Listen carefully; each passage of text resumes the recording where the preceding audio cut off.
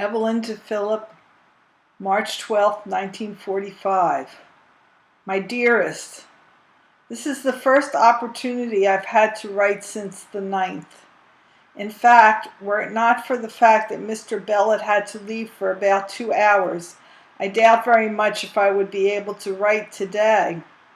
I've been so uncommonly busy that I am fairly exhausted.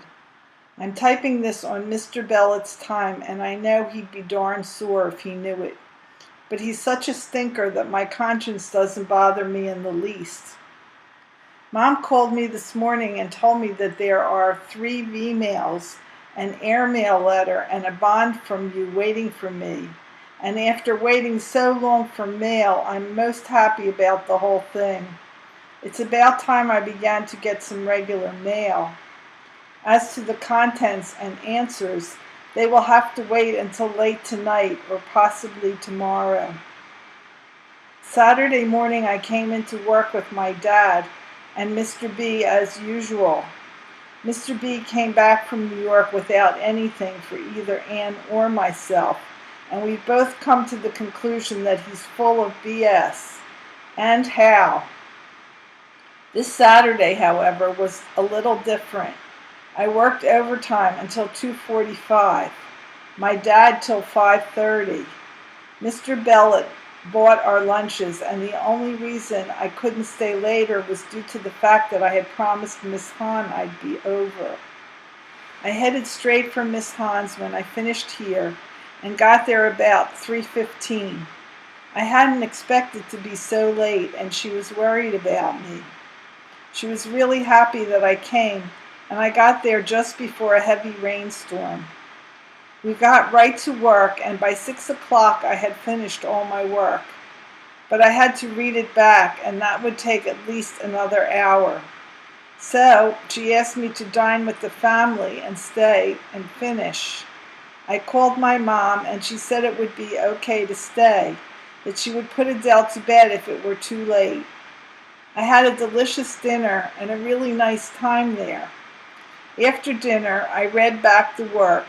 She paid me nicely, and I got home a bit after 8. Ruth was in the process of readying Adele for bed, and I took over.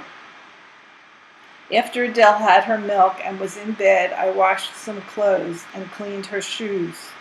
Adele still wasn't asleep and wanted to play. Ruth and I took her in the big bed and let her lay with us for a little while. I wanted to rest a bit, too. After laying about 15 minutes, I put her back in the crib, and Ruth and I went downstairs where I started to iron a few things. By the time I finished, it was about 10, so I knitted until 10:30 and hit the hay. Adele woke very early Sunday morning, darn it, and I had cleaned our room, made our breakfast, and was out with her by 10. It was cold, but we stayed out till 11:30 anyway. I had promised to deliver a book for Miss Hahn in the 5100 block of 8th Street, and that's where we headed. I know the woman very well. In fact, I was the one who referred her to Miss Hahn, and I sat there a short while Adele played with the kids' toys. When Adele and her playmates started to get out of hand, Mrs. Oaken gave Adele 2 lollipops, which satisfied her completely, and we left. I stopped at Faye's and Betty's, and then we walked about the block several times. Adele had lunch and was in bed by 12:15. I ate my lunch and went up to nap, feeling very tired. However, there was no sleep in Adele, and she played in the crib. I lay down in Mom's room hoping to sleep, but I heard Adele playing rather noisily and went into the room to see what she was doing. She had wet her pajamas and had taken them off. The bed was dry, evidently the pajamas had absorbed all the wetness, and was sitting there nude. She had pulled the bobby pins out of her hair, and her hair was hanging in her face. Boy, was I mad. By this time it was almost 3 o'clock, and she was exhausted. I put her under her covers and went to find something to put on her. When I got back, she was fast asleep and I didn't want to disturb her. Then I lay down in peace. We were expecting the Browns, but they couldn't make it at the last moment.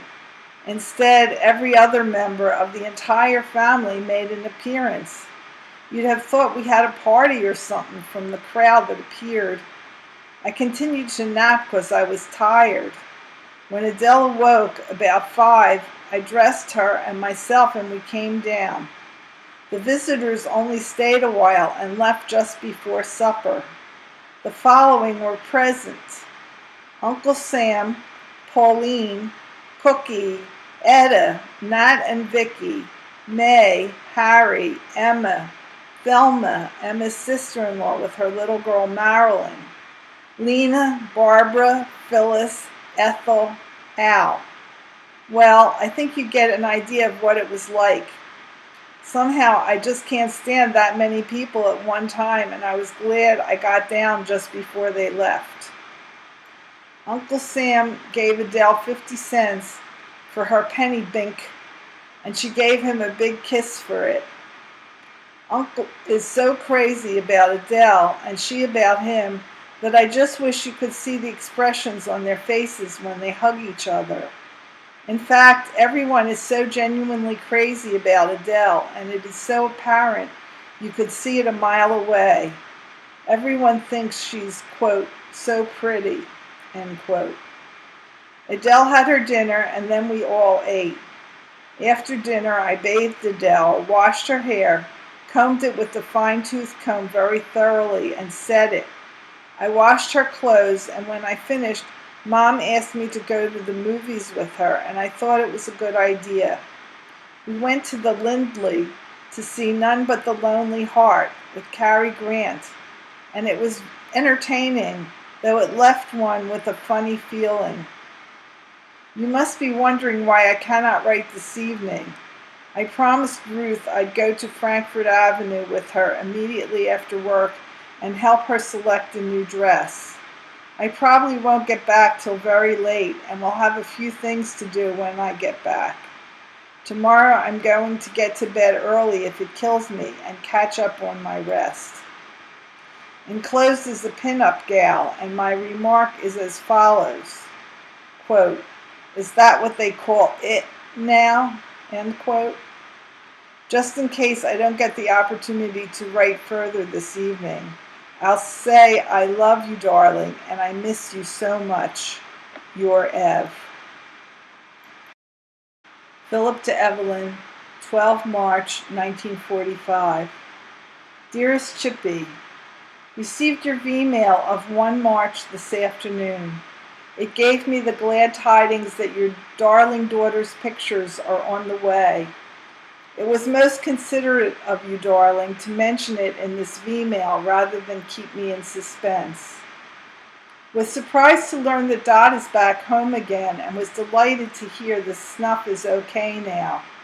Give my best to Dot, and tell her that she mustn't hold it against me that I haven't written to her in so long, and that I most certainly would if only I could.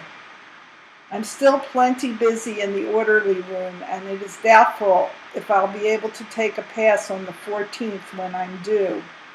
I would like to get in to see Bert and Evelyn about then. I haven't seen them this year yet. There are 2 movies scheduled on the station tonight. 1, Rhapsody in Blue at the Aero Club, and 2, The Impatient Years at the theater. Since the former is only showing this one night, I will see that and catch up with the latter tomorrow. Isn't it a shame how I don't get to the movies anymore? What else can I tell you tonight, Chippy?